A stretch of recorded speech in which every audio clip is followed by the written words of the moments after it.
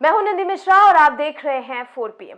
आज बात करेंगे एक ऐसी घटना की जिसमें एक बच्ची इंसाफ की भीख मांगते मांगते मौत के घाट उतर गई। जी हां, अंबेडकर नगर में खाकी के कारनामों से आहत एक बच्ची ने आत्महत्या कर ली है। दरिंदों ने पहले अपहरण किया, आबरू लूटने का काम किया, फिर न्याय के लिए पीड़िता को जब पुलिस के हकीमों की चौखट पर फटकार मिलने लगी तो उसने मौत को गले लगाना ही जरूरी समझा। अब ये भी आपको बता दें कि खुदकुशी से पहले बच्ची ने पुलिस को बताया था कि साहब अगर मुझे इंसाफ नहीं मिला, अगर उन आरोपियों को सजा नहीं मिली तो मैं आत्महत्या कर लूंगी। और आखिरकार खुदकुशी करना ही इंसाफ था। और अब ऐसे में बेटी का पिता चीख चीख कर पूछ रहा है कि आखिर ऐसे कौन से दावे हैं जिसको लेकर सरकार और प्रशासन दोनों ही छाती पीट पीट कर यह बोल रहा है कि बेटियां सुरक्षित हैं।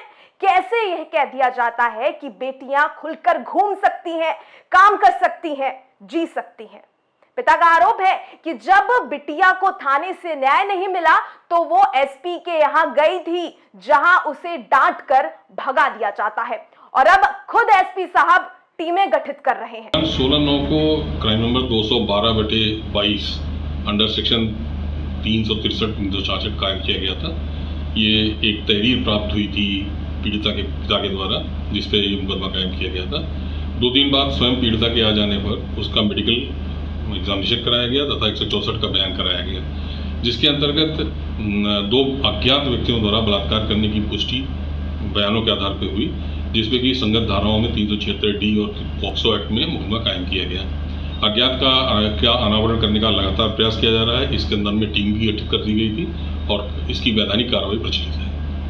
आज दिनांक 5 अक्टूबर को उस लड़की द्वारा आत्महत्या करने की तथ्य। ये पुलिस के बड़े अफसर हैं।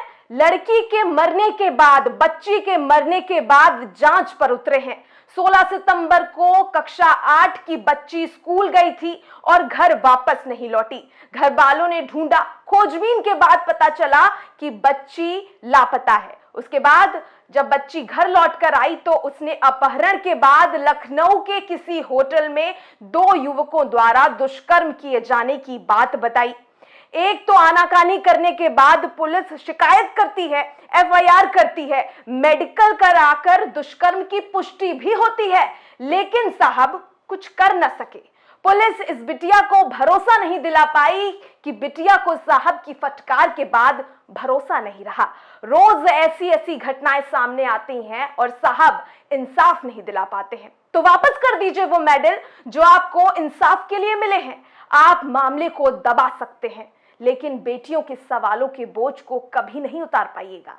जरा सोचिए, ये है राम राज्य कि न्याय न मांगने पर इतना दबाव बनाया गया कि बच्ची ने खुदकुशी कर ली।